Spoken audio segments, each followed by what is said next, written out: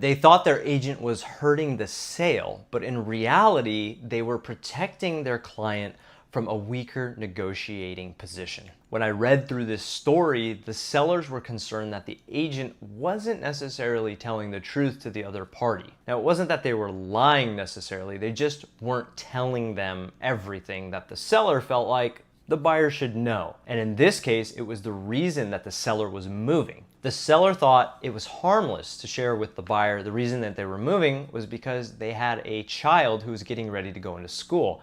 And the house they found fit everything they were looking for, and it was within the school district that they wanted. And for the seller, it was a sense of urgency because if they didn't sell this house quickly, they would not be able to get into that home. And at the end of the day, that's all fine and dandy. However, you don't necessarily want to share all of that with the party that's going to be negotiating against you. When you reveal to someone all of your motivations for the action that you're doing, that gives them the opportunity to take advantage of it. Now, in most cases, buyers aren't going to do this, but it is more common than you would think where a buyer will. And they will take every little inch they can get and every ounce of leverage to get more money out of you or better terms in the negotiating phase. That's why I always say, hope for the best, but prepare for the worst. And I've seen it firsthand where a seller will be willing to give away everything just to make sure things go through,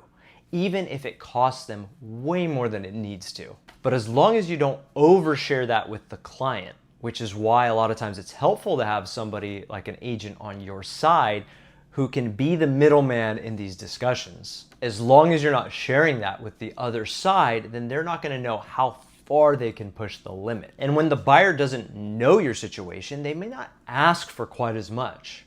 And even if they do ask for a lot, you as a seller, you can still say yes. So you can still give a little bit to make yourself feel like we're helping the buyer feel comfortable so that they will buy the house without having to throw away all your extra cash that you could be using for things to help get you settled in your next home.